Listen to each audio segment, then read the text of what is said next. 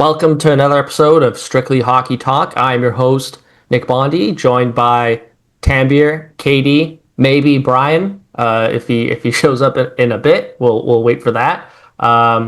Boys, how's it going? We're recording this just after Game 4 between Carolina and Montreal. How are we feeling? It's the playoffs, honestly, Nick, if I'm being completely honest, haven't really been as intriguing in past years. And we're only getting what? We only got two game seven so far. We saw Colorado get swept by the Vegas Golden Knights. I really thought that series was going to be awesome. And I guess, certain players getting hurt at the wrong time affected that result for sure. But again, shocking for sure. Like seeing the Colorado Avalanche be swept by the Vegas Golden Knights. But yeah, the playoffs just haven't lived up to the potential I thought it was going to. But we're almost here towards the end here, and I think we're going to be ramping up very closely to the draft and free agency here coming up. Yeah, I mean, I'm excited. Canucks off season is going to start pretty soon here. Obviously, there's going to be a lot of mock drafts going around. Like the Athletic dropped a crazy one today, so I just can't wait to see more and more of those.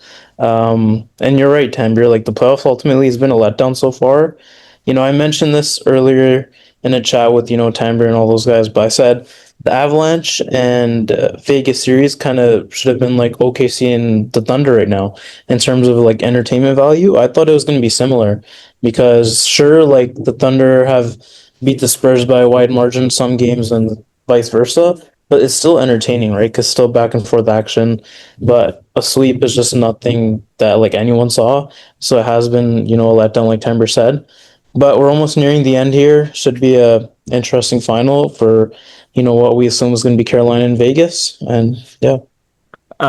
So let's discuss these two conference finals, and then we can get on to our usual Canucks conversations. That seems how these episodes been going the last few weeks. Let's start with the game we just watched, like Montreal, Carolina. I mean, I've got a couple of thoughts, and I want to hear your guys' thoughts on my thoughts, I guess. First of all, I mean, it looks like, Montreal's just exhausted at this point, right? They look tired, they look exhausted. It looks like Carolina has played the minimum, before this series, Carolina played the minimum amount of games you needed to play in order to get the conference finals. 8 wins, 8 games, whereas Montreal, they played, the max, right? They had 2 7-game series. And it looks like right now, after game 4, Carolina outshoots Montreal again by a huge margin, outchances them again by a huge margin. It just looks like Montreal's exhausted, right? That's the big thing I noticed. And also just the way Carolina plays, right, doesn't really fit into the way that Montreal wants to play, right? What is Montreal like? Where did they find success those first two?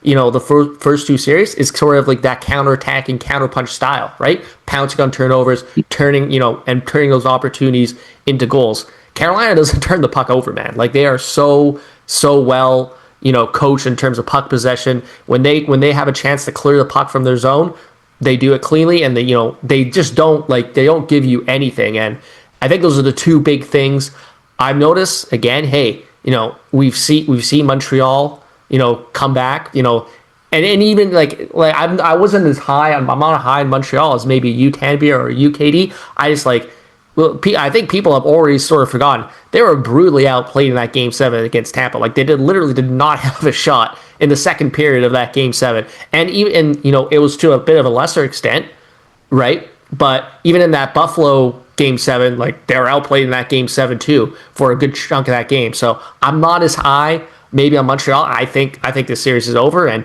people can clip this if they want. I think this is done. Carolina will win Game 5, and they're going on. It's going to be a Carolina Vegas Cup final. But I just think for the French, the clock hasn't struck midnight yet, but it's 11:55. It's almost closing time for Montreal in this series. Yeah, you nailed it on the head there, Nick. Like they don't seem like they can play with Carolina, and I think a lot of that does have to do with fatigue. Like Montreal's played 2 Game 7s, right? Like 14 games before going into this series, and game one was definitely interesting. Like game one, seeing Carolina make as many mistakes as it did, especially in the first period, really made me scratch my head at times because I was like, that's not the Carolina Hurricanes I remember against Ottawa and against Philly. And then you've noticed throughout this series that Carolina has figured Montreal out. And now Montreal is not able to get shots on goal. And a lot of that probably has to do with fatigue. And The crowd was doing the Bronx cheer when like they flipped in the puck from center ice and it counted as a shot on goal, man. yeah, Like it's that they're generating nothing offensively. And Carolina, like, it could have been a lot worse today. Like Carolina just like Dobish played really well today, right? I think, this power play for Carolina, if they don't figure it out, it's going to be a problem against Vegas. Didn't really affect them today. Right, I don't think it'll affect them the rest of the series, but it's going to be that could be a problem when they face Vegas. Right, is that the power play did not look that sharp, especially that 5-on-3. They were just passing around, no real urgency there. Right. yeah, for sure. Like it doesn't seem like they're able to play at that pace right now. And like I said, a lot of it is probably due to fatigue. Like going into this series, Nick, Brian asked us a question: who is the best player in this series? Right? And I immediately thought Nick Suzuki. And then I would come up with the name Cole Caulfield, right? Then maybe even go to Lane Hudson, possibly, right? It felt like Montreal did have more talent, but what Carolina is able to put out there, 4 lines deep, having Jackson Blake with Taylor Hall and Logan Stankoven dominate is incredible to watch. And a lot of that has to do with them being able to put out Jordan Staal in the matchup role with Ehlers and Martinuk against the Suzuki line, right? And then you have their top line, Jarvis, Svechnikov, and Aho. Like those guys may not be, none of those guys may not be the best player in this series. I still think Nick Suzuki is a better player than all 3 of those guys. But the balance of talent on that one line is incredible. And then they're just so deep. Their defense is incredible. Like Keandre Miller and Nishkin and Slavin and our old friend Jalen Chatfield. Like their defense, it just doesn't give you anything. And they're just a deep team. And if they do get past Montreal, because I'm not the same, as confident as you, just because I don't want to jinx Carolina because I have some implications when it comes to Carolina in 5 games. I do think that series is going to be an all-out war. And it's going to be so physical, so grueling, so just so fast that we might see one of the best series since Florida Edmonton a couple of years ago. Yeah, I mean, both you guys have made, really good points, Nick. I mean, starting with you, like what you said, Carolina played the minimum amount of games through 2 rounds, and then they had a bit of rest before going into the series. So, everyone knew that it might have taken a little bit of time for them to figure out Montreal's game plan. Montreal's still a young team, right? So they're only just gaining experience, and yeah, like you said, they're outplayed by Buffalo. If it wasn't for poor goaltending, I think Buffalo wins that series. But then again, like I was pretty high on Montreal going into the year. I think they still have the offensive capability. Like Cole Caulfield, like I mean, basically, like all of Montreal's players haven't really been noticeable in the offensive zone. But it just takes that one game, right? If one game they just start clicking, like who knows what can happen, right? Just the momentum can carry them. And then on Carolina's end, like Taylor Hall's their leading scorer with like 13 points. Like who would have expected that, right?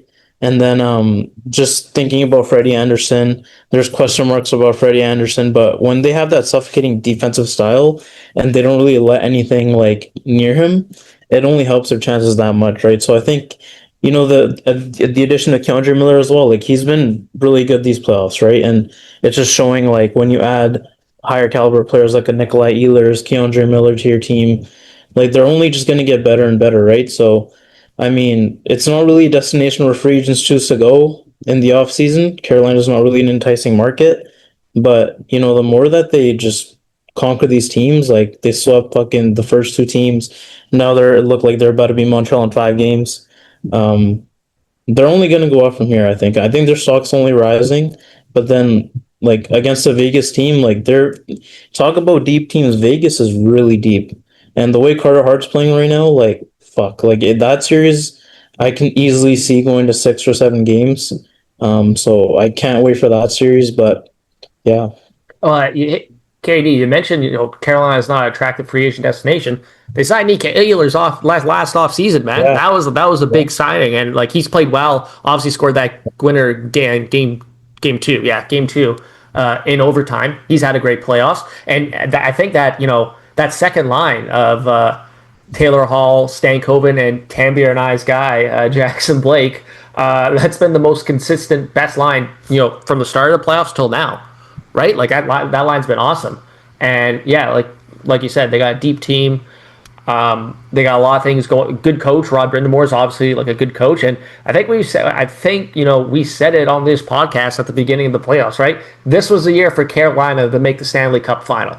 Right, the big bad four, the Panthers aren't there anymore. Right, like the path was wide open for them in the Eastern Conference, especially because they were in my mind, they were the clear front runners in that Eastern Conference, or at least maybe them, and you could put maybe I thought Tampa was like right behind them, obviously, right? So yeah, they got a good team, and speaking of Vegas, this I mean, where to start in this Vegas Colorado series? I don't think maybe some people out there picked Vegas. I don't think anyone picked them to sweep the Colorado Avalanche, and I was unavailable to watch Game 4. Fully admit it. But that Game 3, I mean, you're up. The Avs are up 3-0. You're thinking, okay, they're going to find a way to shut this down, and kind of like Carolina tonight, right?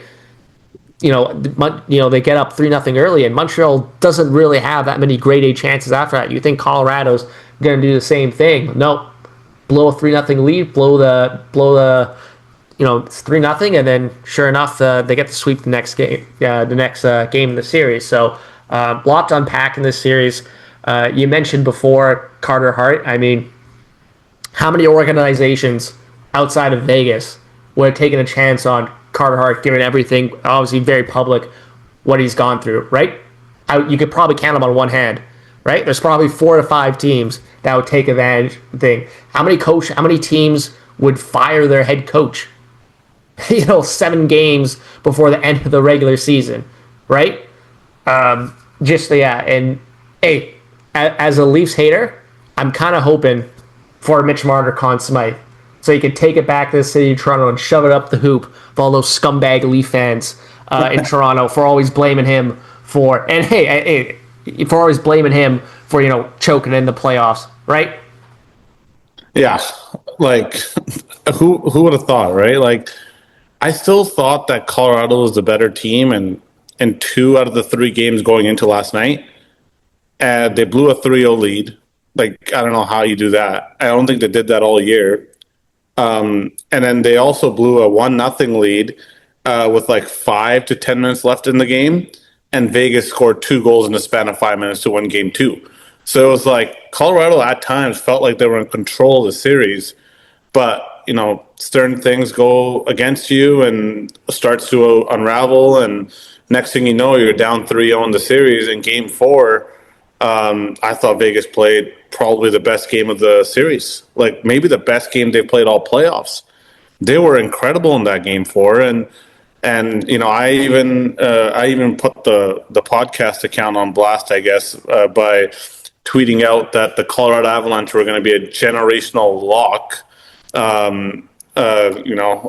Last night I actually tweeted it out before the game, and I'm getting clowned for it for sure. And I want to let everyone know that it was me that tweeted it out, and none of you guys, because you guys also have access to the account. Like, it was me, and it was strictly based off seeing Jared Bednar at the casino. Wait, have we confirmed what game he was? Was that blackjack? I couldn't. No.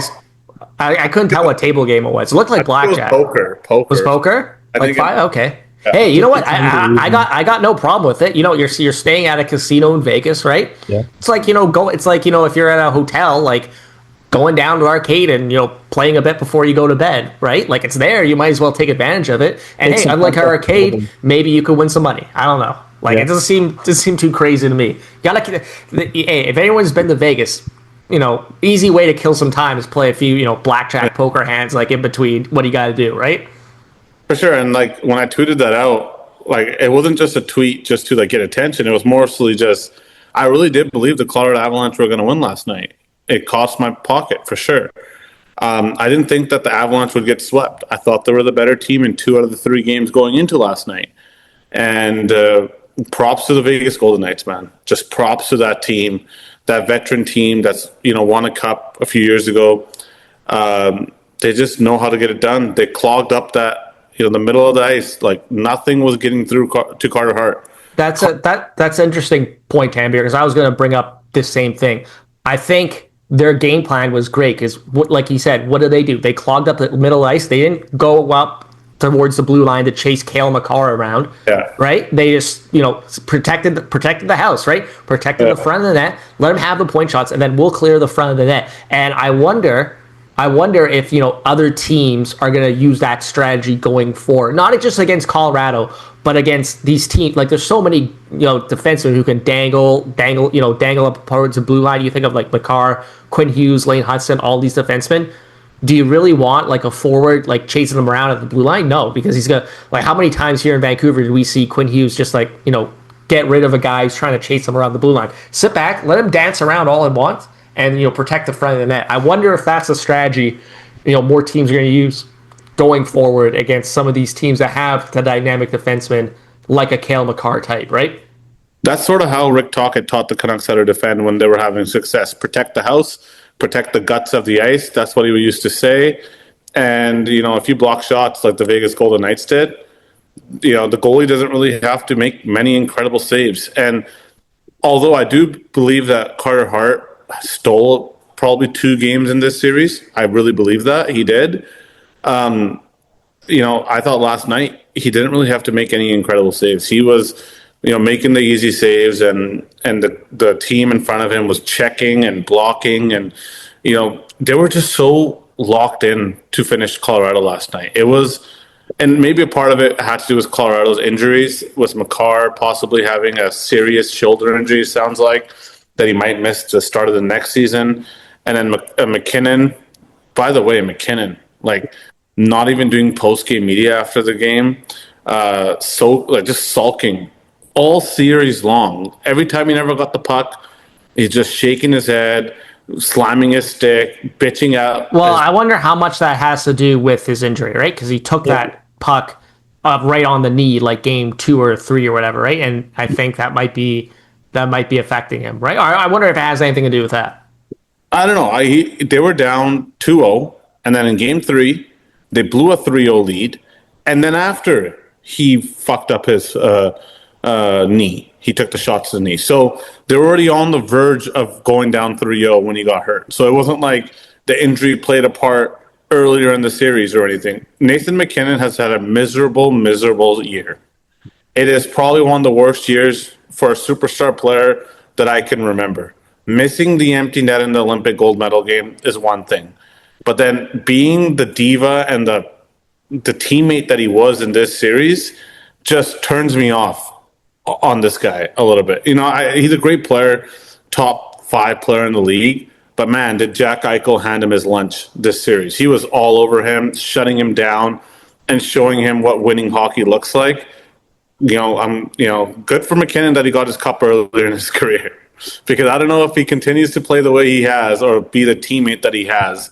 I don't know if he's ever going to see another cup. Because this guy is... I just don't like seeing that shit. I don't like seeing that shit. I don't care if you're one of the best players in the world. Be better. And I thought he was... he was not good enough in this series. And, he's a great player, man. One of the best of our time.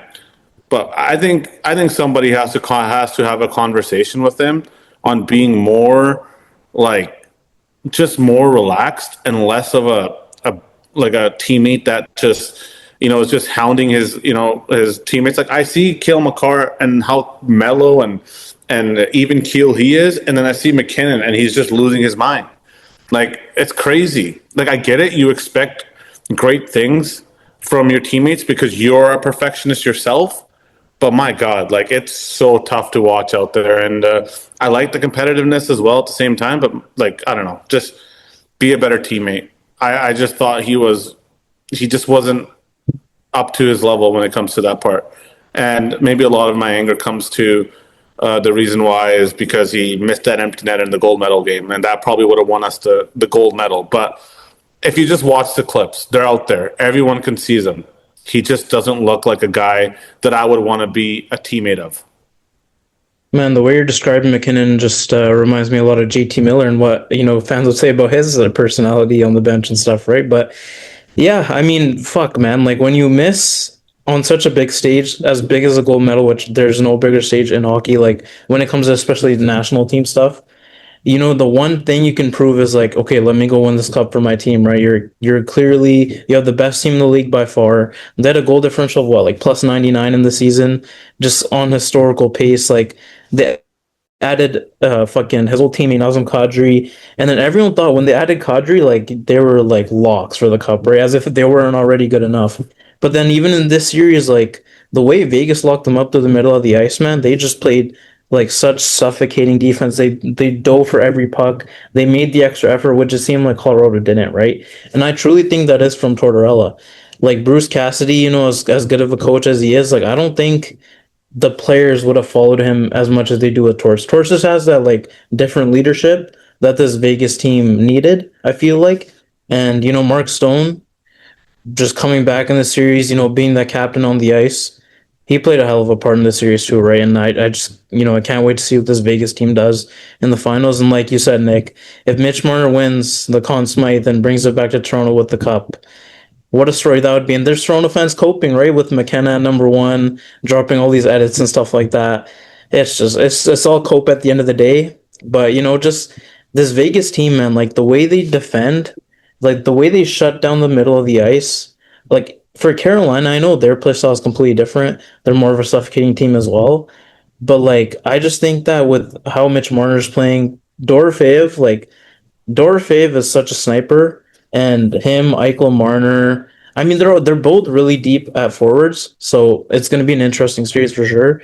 But this series was such a letdown. Like, I mean, just seeing Bednar, that was such a Tampa reasoning as well. Just seeing him gamble, and then like that is Tamper's nickname on Twitter, right? Gamble. So you're going to see a coach gambling. You're going to call him a generational lock. Like, I don't know. It just felt like the more the playoffs went on, this Avalanche team, they just didn't seem like they were in it mentally.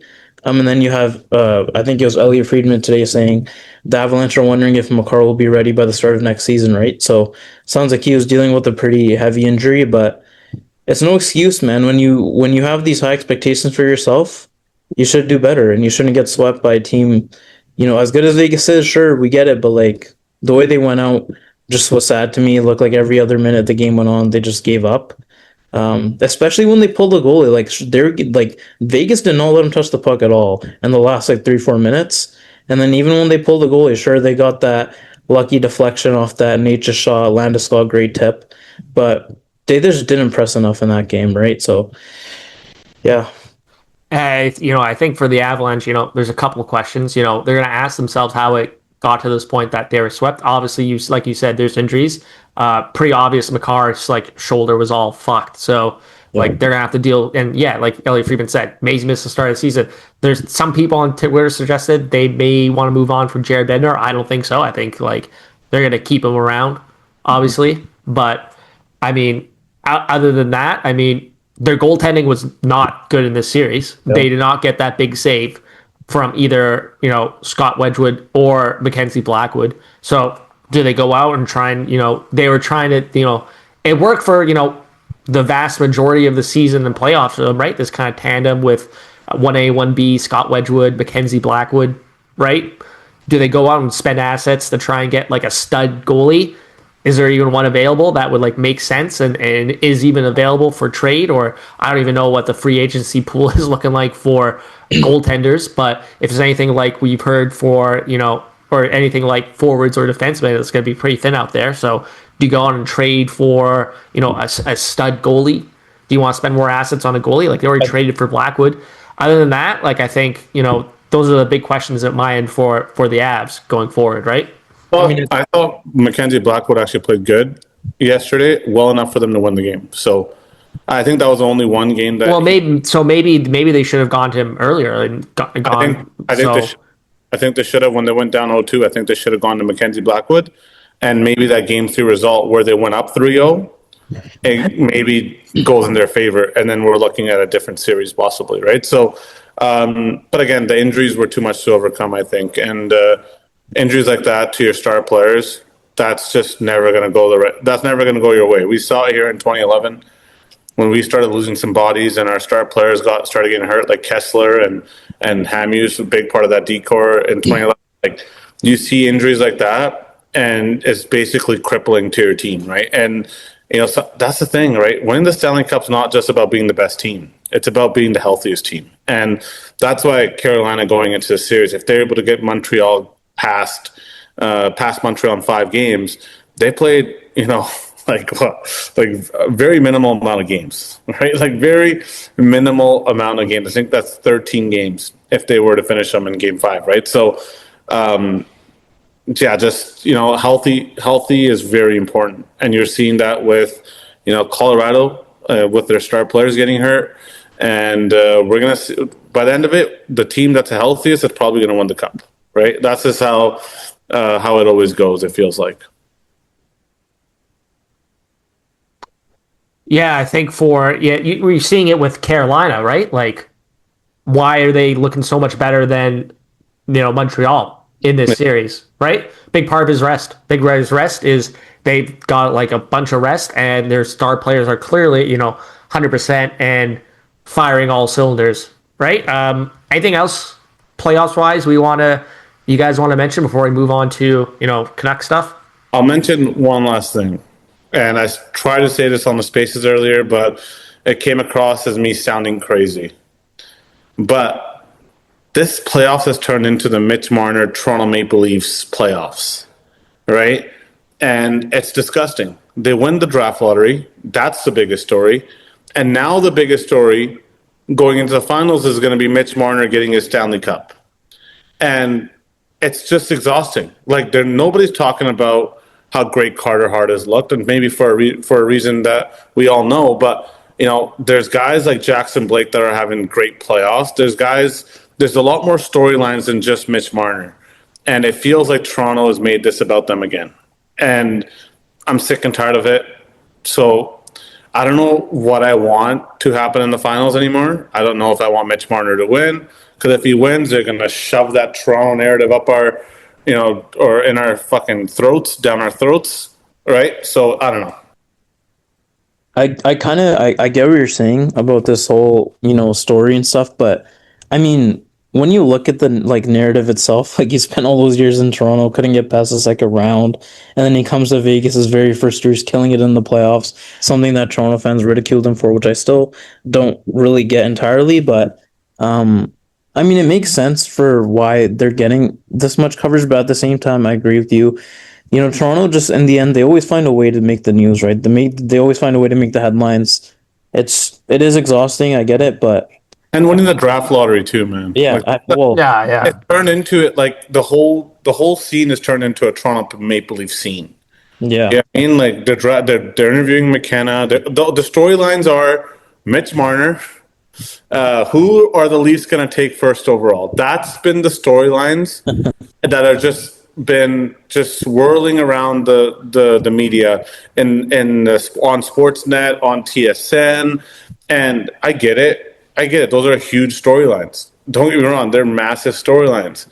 But can we not make it about Toronto all the fucking time? And amen, brother. It's just like, I get it. It's like, it's again, like this is everything that just exhausts me. And it's fun to make fun of your Leaf buddies or whatever, your cousins or whatever. Yeah. But ultimately, like, they're coping because they got the first overall pick. Like, getting that first overall, if they never got that first overall pick and this Mitch Marner shit was happening, like, I am loving it. I am enjoying it. But the fact that they got the first overall pick, and I don't get how a team that loses Mitch Marner, right, is somehow able to get an asset for Mitch Marner when he's about to hit free agency and Nick Wall, and then flip him for a first-round pick, and then also fucking win the draft lottery. It feels like the league has almost helped the Toronto Maple Leafs get over this Mitch Marner situation, because they're such an important franchise to the league. I don't know. Well, hey, who okay? Like I said after the draft lottery, who owns the Leafs? It's Rogers, right? Who broadcasts NHL in Canada? Rogers. Rogers just gave NHL $4 billion to broadcast NHL for the next 12 seasons. You don't think it had something to do with it? Hey, give us here. Thanks for re-upping for $4 billion. Here's a first overall pick for your troubles, right? Thanks for continuing to do business with us, right? I don't think it's that far out of the question. And then, I don't think it's that far out of the question. And mark my words, okay? We're gonna look back in 10 years, and Mitch Marner walking from the Toronto, they got an asset, whatever, but essentially he left as a free agent, right? They traded him at the last minute, right? So they could get absolutely something for him, right? But he walked essentially as a free agent, right? They didn't trade him. He essentially walked as a free agent, right? Marner leaving the Leafs is going to go down as one of the worst moves of the salary cap era. It's going to go down as bad as the Joe Thornton, getting traded from Boston to San Jose for three players and some magic beans, right? It'll be like that type of move. You know what? I also want to just mention quickly. Sorry, I just want to mention and it doesn't get talked about enough, but San Jose almost made the playoffs, and then they end up winning the second overall pick. You're getting a top 2 player for a team that's already just on the cusp of becoming that consistent contender with Macklin Celebrini playing out the way he did. Imagine if San Jose didn't get that second overall pick, right? That's why it feels rigged, because now they've also given the second overall pick to the next up and coming, the face of the league in Macklin Celebrini, right? Getting that second overall pick to San Jose is going to help build Macklin Celebrini as a face of the league, right? It feels like it was planned. I don't know. I know it sounds really, bitter from Canuck fans saying this, and it's just it's a tough pill to swallow here. Let's just say that. Well, let's talk about the draft. I think that's a good segue for it, and the Canucks implication for it. So, draft is obviously just under a month away, right? So, I want to get your guys' thoughts on what you would do with that third overall pick, how you see the board shaping up, all that sort of stuff. So, you mentioned it earlier, Katie. I want to read out. The Athletic dropped a pretty interesting mock draft today that has a lot of people talking, and I immediately sent the screenshot of the first overall pick to my Leafs buddy just to get his reaction, because it is wild. Now, it's Corey Pronman, Scott Wheeler, Max Blutman, kind of like the prospect guys for the Athletic. They all just kind of took turns, going 1, 2, 3, 4, 5, 6 down the draft board of the first round, right, to see what they go. And let me read you out. Let me read you out the first 3 picks, right? First overall, they have Chase Reed going to the Toronto Maple Leafs. I would love it if John Chaika, the burger flipper, galaxy brained this first overall take and took Chase Reed first overall. I mean, that would send me to the moon. And they have second overall San Jose, another defenseman off the board, Carson Carrolls, who's I think he was on Donnie and Dolly a while ago. He's the defenseman from Prince George, right? WHL. And third, to your Vancouver Canucks, Gavin McKenna. And they have Albert Smits, who's not Danish, but Latvian defenseman, plays over in Germany, 4th overall, who's a pretty high up ranked defenseman. And they have Stenberg going 5th to New York, to the Rangers. I mean, what are your, I can't see, as much as I want it to happen, I find it, a hard time, either McKenna or Stenberg. Some people like Stenberg, right? Some people like Stenberg going first overall, but I mean, Corey Pronman's draft board is pretty insane. He has Chase Reed 1, Albert Smits 2, Keenan Verhoff 3rd, and then McKenna Stenberg 4, 5, kind of as his top tier. And that's just his. Obviously, you can go check out The Athletic if you have a subscription, all the mock draft stuff. But I mean, I find it hard to believe I've seen Chase Reed go second to the Sharks. I have yet to see him go first anywhere else to the Leafs, right? It's It's something that I don't even want to pay attention to, just because I think it's just clickbait almost. Like, I don't know. It just feels like very unlikely that happens, Nick. Like, very, very unlikely. It sounds like the Leafs are going to be fighting over the opportunity to either draft one of McKenna or draft one of Stenberg. Like, it's going to come down to those two guys, right? So I don't know exactly where they end up going.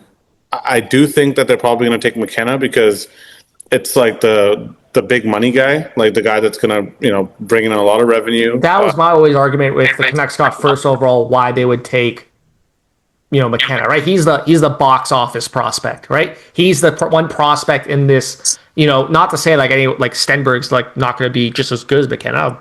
A lot of people are high McKenna. But I think people are forgetting like how awesome Stenberg was at the World Juniors, right?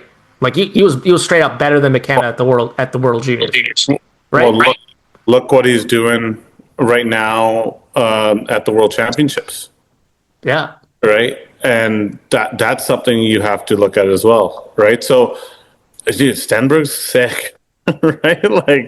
Yeah, he's sick. And I remember earlier, Tanvir, you like Stenberg better than McKenna at one point because yes, like ultimately people were debating whether he should go number one or not, right? So, now it's just like it's becoming more of a conversation because if McKenna was playing this tournament, obviously it would have been a different story. But since he's not playing and everyone's only getting to watch Stenberg right now, the Stenberg hype is only going to build up more and more. And that's the interesting thing about this draft, man. It's like everyone in the top is kind of just like mixed together. Like it's Stenberg and Malhotra, Stenberg and McKenna at 1 and 2. But then after that, the draft just gets so much like, it's just so like, there's so many question marks, right? You don't know which team is going to trade up. San Jose, I bet's going to receive a lot of calls for number 2. But will they, ultimately, like, if the Leafs do take Stenberg, let's just say, is San Jose going to pass up on McKenna? Because imagine what the NHL would think, McKenna and Celebrini, right? Like, it would just be crazy. I think there's a very good possibility. I think there's a better possibility, guys, that the Leafs take Stenberg than the San Jose Sharks take a defenseman. Like, I think there's a bigger possibility of the Leafs taking Stenberg than it is for the San Jose Sharks to take a defenseman. The reason why is Stenberg is a hell of a talent, and you're seeing it at the World Championships. Matt Sundin, right? He's probably, I think I saw a clip of him in the stands for one of Sweden's games at the World Championships, right? So, that's one of the reasons I think people are like everyone's talking about Malhotra. Maybe the Sedins have something to say in terms of, hey, like, let's draft this Swedish guy. And I think maybe why some people, and I hope, I'll pose those two questions. Like, first of all, I want to get your thoughts after I'm done, what you guys would do with the third overall pick, right? Like, if, get with wherever, what you guys would do with the third overall pick. But at the same time, I hope they don't pass on Stenberg because he's Swedish.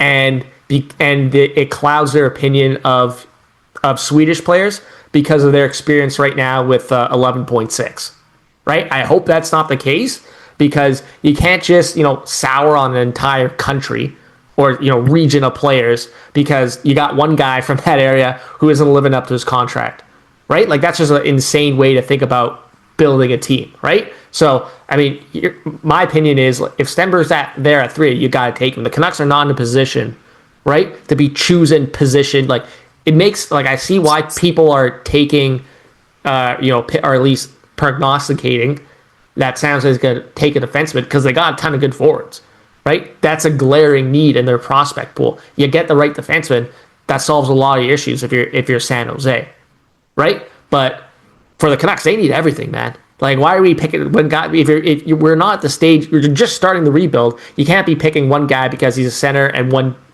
because he's a winger, right? You take the best player and you go from there. And hey, like, it's for the same reason. I don't like if Stenberg's there at 3, I would take him. But it's the same reasoning why I don't even think Stenberg's going to be there at 3. I think San Jose is going to take him if McKenna goes first overall. Because San Jose, they seem like a smart organization. I think they can realize they can trade one of these guys for a defenseman, right? You don't have to you just take the best player and then you can see which ones fit in your team. And if it's a Will Smith, Michael Misa, Ivar Stenberg, right? You can always those guys they're not going to be losing value, at least in my opinion, anytime soon. You can trade one of those guys for a stud defenseman if you need to, right? So I mean, that's just my opinion of what I would do. I want to hear your guys' thoughts. I don't think Stenberg's going to be there at 3. And yeah, I agree. Stenberg or McKenna. Although, if they are there at 3, the Canucks would be absolutely bonkers to draft somebody else other than those two guys. Those two guys are easily the most talented players in this draft, to have the most upside in this draft. So you take one of them, no doubt about it. But I'm sick and tired of people saying that Manny Malhotra's kid, Caleb, is not going to be special. I absolutely believe he's going to be a great player in this league. And people say he's only got 2C ceiling. I think he's got 1C ceiling. I think this kid's got the potential to be a number 1 center that plays a two-way game, similar to a Suzuki or similar to maybe a Jonathan Toews. But even if he doesn't get to that level, I think he could even be like a Jordan Staal, who's like a 3 to 2C, right? So I think he's going to be a good player no matter what. And if Stenberg and McKenna are gone, I am absolutely okay with the Canucks drafting Caleb. The thing that bothers me the most about drafting Caleb isn't that I don't think he's going to be a great player. It's more of you're hiring his dad as a coach and then you're drafting his kid. It's just you've already, making all these decisions within the organization. It just feels off. That's what I don't like about drafting Caleb. But I do 100% believe that Caleb is going to be a really good player in this league. I wouldn't go as far to say I'd take him over Stenberg or McKenna, but I would take him. He is next on my list. He is the next guy on my list at 3, and I believe he's going to be a really good player. And that's how I see the draft shaping out. I don't see San Jose reaching for a defenseman, right? Just because they don't have any defensemen in the system.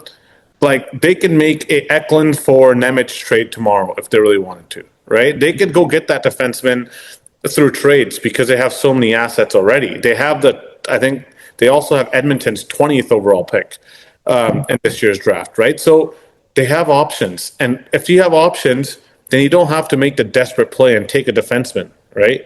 You take the best player available.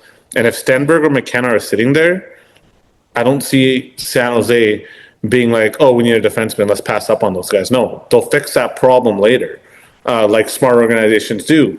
So, yeah, I think the Canucks are going to end up drafting Caleb Malhotra. That's probably the most likely outcome.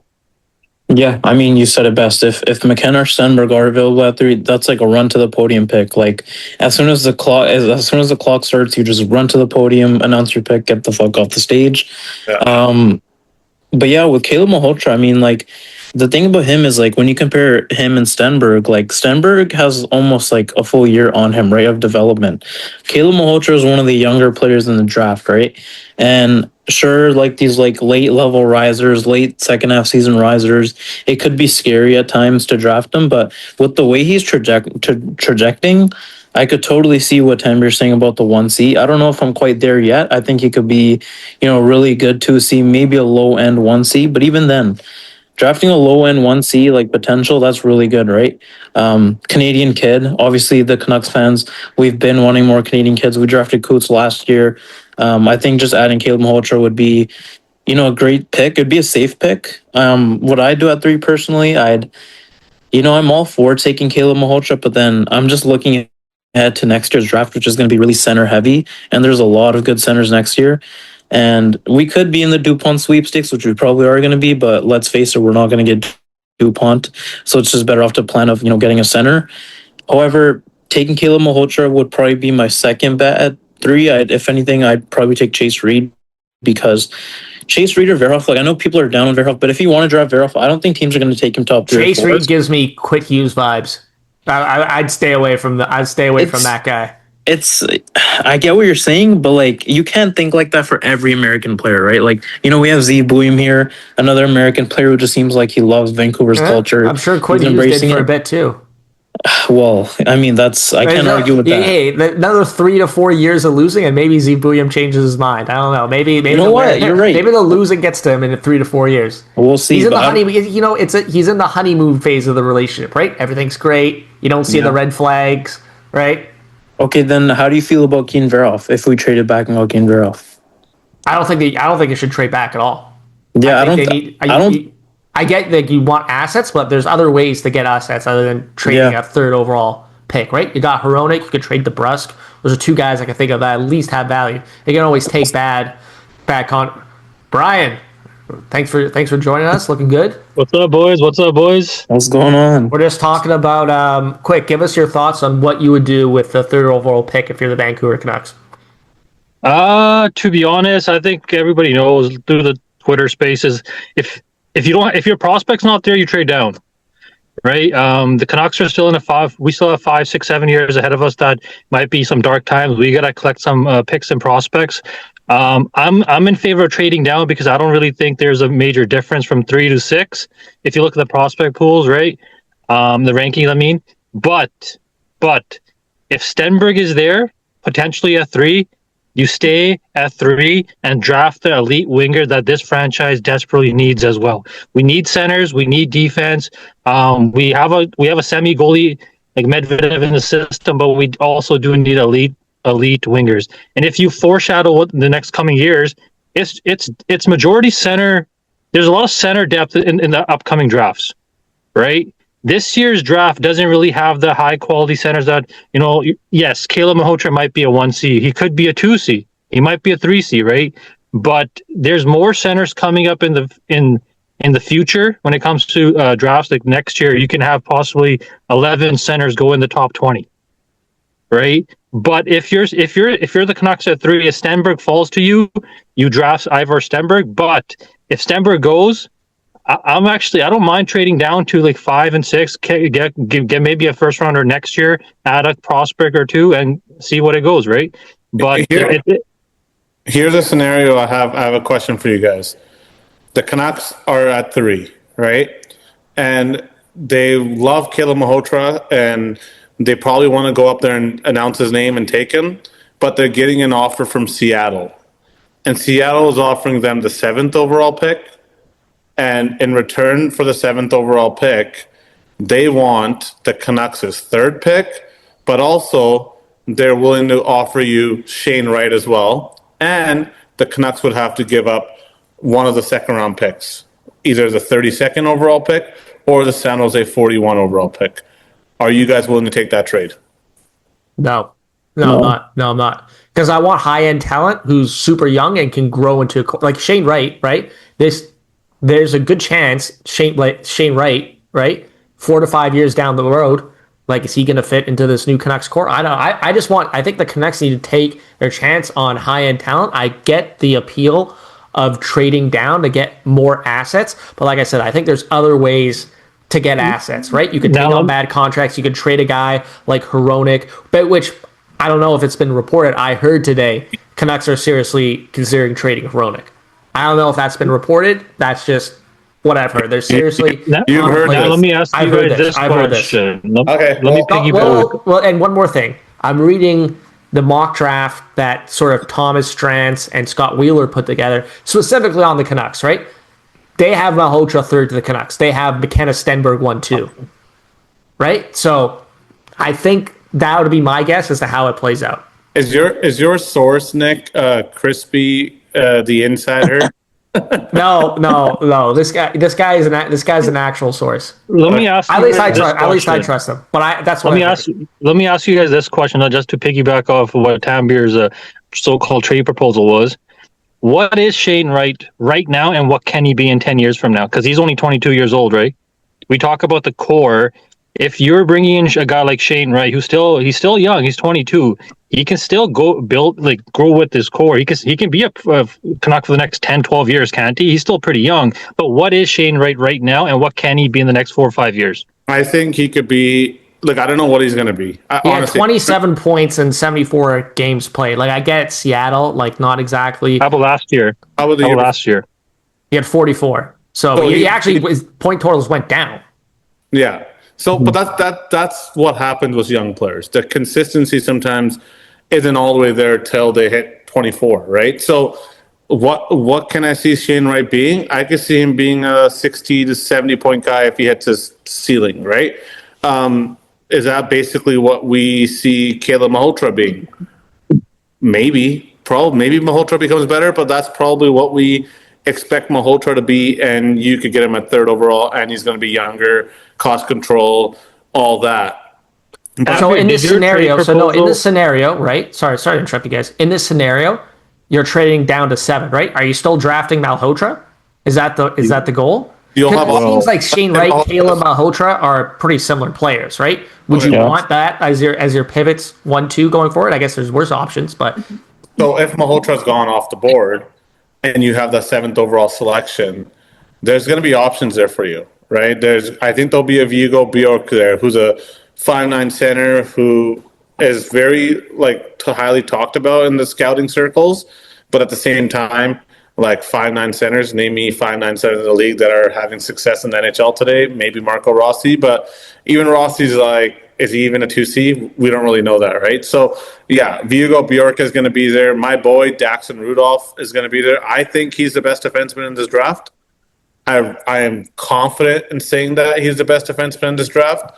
I don't know why he's not talked about like Verhoff and Reed and Carroll's, but I think he's better than all 3 of them, and you could get him at 7. So I don't know. Like, I think there's going to be options. In that initial mock draft we talked about, the crazy one that has Chase Reed going first overall, they do have Daxon Rudolph going 7th to Seattle, right? So I don't think it's definitely out of the question. No. And yeah, Daxon Rudolph sort of like this year's like kind of Canadian offensive defenseman, right? That's kind of like the vibe I'm getting. Yeah. He's sick. So in that trade proposal, was it the Minnesota Wild pick or the second rounder? It'd probably be one of the 2 second rounders that you have. Okay, so if you hypothetically, if you're the Canucks, you still have the Wild pick. You suppose trade 3 to 7, and you get Shane Wright. There's a chance that you might leave the draft with, let's see, Shane Wright, Daxon Rudolph, and still have the first round pick and still have another second to play with, because you're only trading 1 second. And it's also, are you trading the 33rd overall pick or the San Jose Sharks 41st? Because if you're trading for 41st, I mean, you still have your first pick in the second round, which is the number 1 pick. Right. So I want lottery tickets, man. I want as many lottery tickets as possible. I don't like this idea of trading picks this early in the rebuild. This is how we got into this mess in the first place. Exactly. I agree. It's not the greatest. It's not the greatest, but I can see what Tambier is trying to think there. It kind of makes sense, but it also definitely doesn't make sense because you're the Canucks. Because for a lot of fans, it's going to be like, oh, fuck, you're trading for Shane Wright. It's not a rebuild. It's a retool. No, but he's not like 25. He's 22. Yeah, he's 22. Yeah. And also 22. I think for us it actually makes sense. I don't think it makes sense for Seattle. I think Seattle wants to win now. I think Seattle wants to win now players. Yeah. Them moving up to 3 and drafting Caleb Malhotra or whatever doesn't make sense because you're basically trading away the older version of him. Maybe in your franchise, right? So I get it. I was just putting out a scenario out there. What you guys would do. I still want to hear what Katie would do. Katie, what are your thoughts on that? I just think that Shane Wright, when you compare him to someone like a Malhotra or Chase Reed, there's obviously the age gap there. Like Malhotra's 17, Shane Wright's 22, right? So there's years of development there, and we project ultimately these 2 players like Caleb Malhotra, Shane Wright to kind of be that same level, right? 60, 70 point guys perhaps. But I just think that those years in between, like Nick said, is big because Shane Wright in 4 or 5 years, who knows if he'll fit into that core. And with a guy like Chase Reed or Caleb Malhotra, right? The potential's still there for them to progress even further, right? We've seen what Shane Wright can be. Sure, he hasn't really shown that in Seattle all that much, right? So it's a gamble. But I just rather be safer in a rebuild and take the more coveted talent at this point in their career, like Caleb Malhotra or Chase Reed over a guy like Shane Wright. Another great thing about that is also that Caleb Malhotra is going to be on his ELC, right? So Shane Wright's going to be looking for some money in the next couple of years anyway. So yes, the cap is going up, but we always talked about having ELC contracts on the books. It helps your team in a greater sense going forward, right? Yeah. So yeah, it is a 5-6 years difference between Caleb and Shane Wright, but it's not like an end of the world scenario. You could think of it, but at the end, like Nick said, we're not in that stage. We need lottery tickets. Let's just there's no point, but I can see why there should be a. Yeah, it's a scenario that the Canucks might be looking to do. There's other options out there as well for the Canucks, probably. Like if Calgary wants that third overall pick, maybe because Stenberg's still there, are they willing to offer you a boatload of picks, right? But I don't know, the Canucks are going to have options. And if they feel like Caleb Malhotra is the second best player in this draft, and there's rumors out there that there's rumors out there that, that is true, that they think he's better than Stenberg, maybe just take the guy at 3 that you love. Because if your scouts love him that much, go with it. Believe in your scouts. I'm okay with you believing in your scouts, even though the Canucks scouts in the past have, fucked up a lot of draft picks. But I do believe that if your organization believes in the player as much as, they believe in Caleb Malhotra, draft him. Like I said, the scenario that I don't like when it comes to drafting Malhotra isn't anything to do with the player. I think the player is a stud. It has everything to do with who they're thinking about hiring, who is probably going to be hired, Nick, right? Sounds like Manny Malhotra is going to be the head coach of this Canucks team, and they didn't even do a thorough search. This is the guy that they've wanted since day one. They've made up their mind, just like they made up their mind with RJ earlier, and they just hired RJ. This is what the Canucks want. And all the reports are saying it's going to happen, right? They're just kind of negotiating salary and whatever else in the contract, right? So I mean, it's interesting in the sense that I think like you said, it's the whole process of it, right? I think there were questions about for Henrik and Daniel Sedin being co-presidents. Are they going to be too nice? Are they going to be like, outside of obviously money, right? Because I think that was an aspect as well. Let's be real. They chose RJ over, Ryan Johnson over Evan Gold because of familiarity. They worked with the guy and all that stuff. Seems like they're going to do the same with Manny Malhotra. Now, I think Manny Malhotra, if you look historically, is a pretty good bet to be a decent NHL coach given, his track record developing and in the AHL, right? Coaches who are starting out and you win an AHL championship, they're usually a good bet to be, pretty decent NHL coaches. Now, again, the process, this is our guy, that maybe raises a few concerns. The fact that I haven't heard anything about an overvamped scouting department, right? They're going to keep the same scouts. Are we sure we want to do that, right? Considering this is the same scouting department that said Lane Hudson, do not draft him because he's going to be too small. He's not going to work out in the NHL. Now, I will say I do say I want to rip him too much because he was a late second round pick. Every team passed on him multiple. Montreal passed on him 3 times before they drafted him, right? So if Montreal knew how Lane Hudson was going to be, how good Lane Hudson was going to be, right? They would have taken him with their first overall pick that year instead of Uri Slavkovsky, right? It's that old saying, Bill Belichick in the past was asked about drafting Tom Brady with the 199th overall pick in the 5th or 6th round, whatever, and his response was, well, if we knew how good he was, we would have taken him with our first pick, right? Oh. It's kind of the same thing, right? So I don't want to rip him too much for it, but it goes to show that I think maybe that I agree with your point from a previous podcast, Tambier. I gotta believe in the Sedins, considering this isn't a guy off the street a Matt Sundin, right? Who was not working hockey previously and was clearly a PR hire by the organization, right? These guys have been around the team. You would hope that they're taking notes in these meetings. Okay, I would have done it this way. I wouldn't have done it this way, right? And they learn from it, right? Yeah, well, for sure. And we have to give the Sedins the benefit of the doubt, but I'm not going to just, you know, just continue to glaze them up every move they make. I'm going to criticize them if I feel like they're not doing the right thing. And there's a couple things recently that I'm noticing with the Sedins that sort of concern me.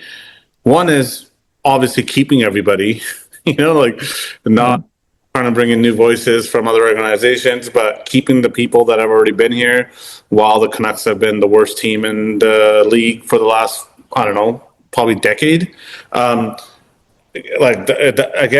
that sounds like nice guys trying to be nice guys or being nice guys, they're not cutthroat enough. They're not making the tough calls because they have relationships in this organization that they want to continue to have. And then the other one that I've heard, and I don't know if you guys have talked about this, but our guy Mike from Langley, who joins our spaces, he's always calling on the radio once in a while, and he's got that piglet voice, I guess, if you want to say. He mentioned, and he makes a great point because he's been watching the Canucks for a long time. He's heard the Sedins say ownership's vision and what ownership's vision is and how they want to fulfill the rebuild because the ownership wants to rebuild, right?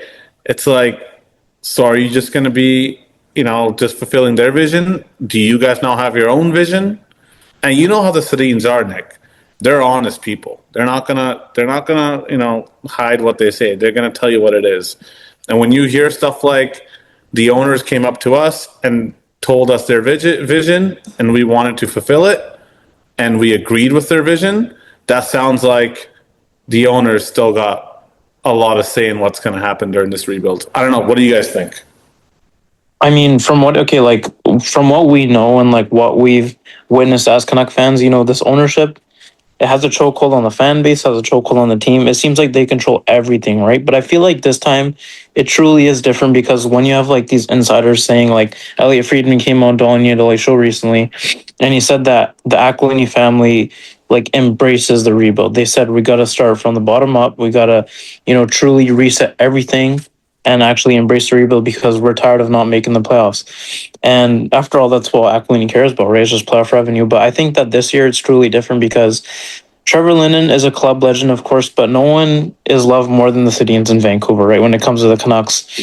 Like, if any former players were to bring the Canucks to success, it would be the Sedins, right? So I just think this time ownership approached them on a genuine, we want to start a new rebuild and we want you guys to be the face of it because you guys have worked in our hockey operations before. You guys have been hands-on with the team. So I feel like this time it'll truly be different. At least that's what I hope for. Because if not, boy, oh boy, there's rumblings about fucking ownership eventually selling this team. Like that new ownership group, whoever they come in, whenever they do, if they do, they're gonna look and be like, we're just investing in a fucking shithole that has been a shithole for fucking 50 plus years, right? So the rebuild is a crucial step, and I hope the Aquilini family means what they say because this is gonna be crucial for our future, right? So.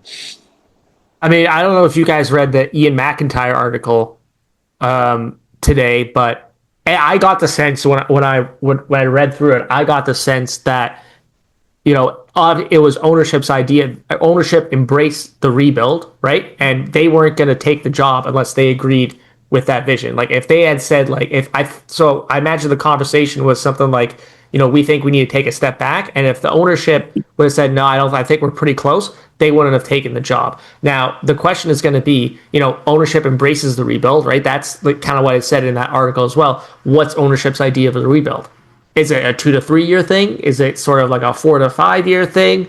Like what's their idea of a rebuild, right? And, do they have the patience for 4 to 5 years, right? Or do they think, we can turn this around in 2 to 3, right? I think, we have some experience in how the Canucks handled their business when they previously tried doing a, I guess, quote unquote rebuild. And it felt like as soon as Aquilini saw the young talent start playing on the Canucks, like a Bo Horvat, a Brock Besser, Elias Pettersson, and then that little bit of Quinn Hughes at the end, he started to feel like we're almost there. We're almost out of this hole, right? And I think at that time, Linden thought that we have some nice young pieces, but I think now that the Sedins are gone, and now that we have some nice young pieces because we've been so bad, I think now this is the time where we start selling our veterans, right? And we start rebuilding around the young pieces that we have in Quinn and Petey and Besser and Horvat, right? And I guess the plan was, from ownership's point of view and Jim Benning's point of view, was we have the young players. Let's add older veteran players that can help this team be really good and make the playoffs. But that right there was the stumbling block on why the Vancouver Canucks are where they are today. Instead of doing what Montreal did when they had Suzuki and Caulfield in their pipeline and draft Slavkovsky, Lane Hudson, Demidov, and then continue to grow the young core alongside Suzuki and Caulfield, they went the other way. They went the complete different route. And that, for that reason alone, it's cost the Canucks. And that's where the test is going to be for ownership and the Sedins. When they start getting young players into this lineup, scoring beautiful goals, and having the building more excited than it was before, that's the patience, and the test is going to be right there. Will ownership allow the Canucks to continue selling off vets, continue accumulating assets and draft picks and young players, and continue allowing the Canucks to just slowly build this out, right? Instead of rushing things and ultimately ruining a core like they did. Like, that's going to be the test, in my opinion. And do you know what that reminds me of? It's just like the Rangers drafted high a few years, signed all those veteran players, and now look at where they are, right? Like, they have no direction. So, yeah, that's the ceiling, right? When you do stuff like that, the ceiling is not as high as a Montreal. Like, Montreal, let's be honest, they're probably not going to beat the Carolina Hurricanes unless they find lightning in a bottle and Dobich just turns into, like, Dominic Hasek or whatever, right? Which he's almost already been, right? But the reality is, the Montreal Canadiens fans know that, like, they have a window for at least 5 more years after this one, at least, with their young core, right? Demidov is nowhere near the level of talent that he can still be. Like, he can be another level of player, maybe the best player on their team, honestly. And they have assets. Like, if they really want to, and this sounds crazy right now, like, I haven't been really impressed with Cole Caulfield, who scored 50 goals for them in the regular season so far in the playoffs. If they really wanted to, they could trade Caulfield and get, like, a haul back in return and get a second-line center and more assets. And they already have a solid team, and they could be better for it. Who knows, right? So they are in a situation right now where fans dream of. Fans want this level of assets in their system, talent playing on the ice right now, winning hockey, basically. They're, like, in the conference finals. Like, if they don't win a cup in the next 5 years, I would call this a failure because they have all the tools to do it. Yeah, I mean, another thing is too, like, I just want to mention another team. Like, I know Rick Doywall likes to mention this a lot, but Anaheim started the rebuild when the Canucks should have, right? And in their case, they built up so much young talent that they knew that we could make these, older free agent signings now because we need some leaders in the locker room. We're not just going to deploy a young team out there with Joel Quenneville and hopes to make the playoffs and have success, right? So they signed a Chris Kreider, they got a Jacob Trouba, and, like, it makes sense when you're in that stage. But for, like, the Rangers and the Canucks, you only had a few young pieces who weren't developed fully yet, and you just started signing all these role players for, like, 3-4 mil. Like, we had Jay Beagle, Antoine Roussel, you name it, right? Like, we had these guys playing on the fourth line for like $3.5-4 million back then. At least now the cap's going up a little bit, so those contracts don't look as bad. But, like, it's just, you got to develop these guys for a long, long time, right? And then eventually when you feel like, and when you're seeing those results, you sign those older players to come into the room, right? So, but not trade away assets. Yeah, right? yeah. Not older players, but don't trade away your picks to get a JT Miller. Although I love JT Miller, I thought he was great, but you know what I mean. Yeah, I think why they're so high on Manny Malhotra and why they want to get him in is they see him, I think, as their Marty St. Louis, right? Yeah. Like think about when Marty St. Louis was hired, right? He was hired right in the middle of that, the first season when they were terrible and they got the first overall pick, right? And it would have been really easy to fire him a couple times. Like I'm looking at his record right now, right? Like it's not like he set the world on fire his first couple years, right? Like would have been really easy to fire him and say, hey, it didn't work out at the end of that 23-24 season, right? Like 463 win percentage, right? And I think people forget not this past season, but the season before when they first made the playoffs, right? They were like the worst team in the league, right? To start the season. Would have been really easy to fire him then, but they're like, no, he's our guy. We trust him, and it's obviously paid off, right? So I think that's why Tanbeer is they're focused in on Manny Malhotra, right? They see him as their version of Marty St. Louis. Right? And it's not, and for Manny Malhotra has coaching experience. Like Marty St. Louis wasn't even an assistant anywhere when he was hired by Montreal, right? I think he was coaching like his son's team. Like they just hired him, and it's obviously paid off. But that's why I think Tanbeer is why they maybe haven't gone other coaches or hired a veteran guy. They see him as their version of Marty St. Louis, right? A guy who could develop and be around for a long time. Yeah, but there's not like a Marty St. Louis Jr. coming up in the draft. You know what I mean? Like, Yeah. Here's the thing. If Manny Malhotra is your coach, you hire him because there's no guarantee that I don't think as higher people are on Kale Malhotra, I don't think I've heard anyone say he's going to jump into the NHL right away. Right? He's going to Boston University next year, so he's there for next season, possibly the season before. And hey, there's a good maybe I keep on trying almost calling him Marty St. Louis because I got Marty St. Louis on my mind, but and Manny, right? There's no guarantee when Caleb Malhotra is ready to take that step in NHL that Manny Malhotra will still be here. Well, right? If he's supposed to be the next Marty St. Louis for the Canucks, you want to be giving Manny you got your leash. And then the thing is, though, also there's other coaches that are really good at coaching as well that you could hire. Right? I agree. Right? I'm giving you their reason as to why I think they're so high on Manny Malhotra. I think Manny's going to be a good coach, but I also believe Caleb's going to be a good player. And to me, the player is more valuable than the coach. So I would personally hire another coach and then draft the kid. But it sounds that the Canucks want to do both, and I think that just puts people in tough situations, and I don't like that personally, especially in a market like Vancouver. But the Sedins feel like they know what they're doing, so I'm gonna give them the benefit of the doubt. And I love the Sedins, and I'm not gonna. I just think you talked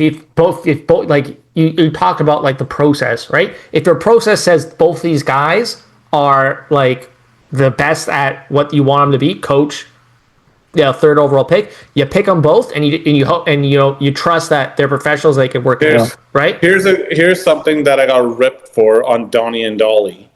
So I'm gonna mention this before we end the year.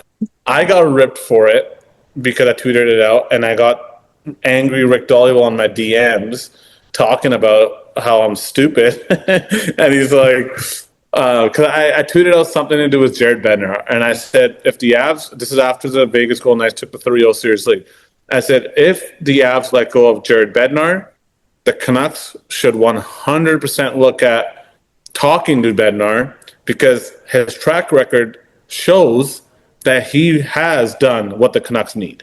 He took over a 32nd overall team in Colorado, and they won the cup, right? So what happens if they deny permission like Vegas with Bruce Cassidy? Well, no, that could happen, but let's say they let go of him, right? And the scenario now the Canucks are maybe able to talk to Bednar, right? That's just what I was thinking. I was like, that's the kind of guy that I would hire because that's the kind of guy that has a proven track record of doing the things that we need our next coach to do. And he got angry for me even tweeting something like that, saying that this guy literally won a cup. This guy literally is the best, probably would be the best coach available. You think he's coming to the 32nd overall team, right? You think he's going to come over here? The owner has no money, this, that. And yeah, you make a great point. And I also mentioned in the tweet that probably not because the owner's too cheap. So I just want to mention that as well. But my point was the Vancouver Canucks, if they really want to be a successful organization, they got to make the hires that are going to make you a successful organization. And Jared Bednar has proven with his track record that he could turn a 32nd overall team and win the cup with, right? And yeah, having McKinnon and McCarr helps. But what I'm saying is he has that track record. So I'd prefer the Canucks to hire someone with that track record and not someone brand new, a rookie head coach that has no track record of doing that other than winning a Calder Cup in Abbotsford, right? So again, that's just what my thinking was. But I got called out for it, so I have to defend myself for it. And Rick, I know you want to get on this show real bad. I know you want to be a guest. It's okay. I'll get you on someday and you can explain why it was such a stupid take. Well, it's interesting in the sense that, why did Jared Bednar get hired in the first place? Because Patrick Waugh kind of quit all of a sudden, right, in the huff. And I think people, again, like Jared Bednar, that first season he was the coach, they were awful, right? Literally the worst team in the league, and then they get the fourth overall pick, draft with Carr. The rest is history, right? But, I think the difference in this situation, Tanvir, is, he was their AHL coach, right? So, I mean, he had experience with developing the guys. Again, maybe they're looking at that scenario with Manny Malhotra and saying, okay, well, Jared Bednar did pretty well, has done pretty well with the Avs, bumping up from the AHL team, working with some of these players. Maybe we can recreate that. I think they should. If he's available, why not? Why wouldn't you at least, give him a call and pick his brain, right?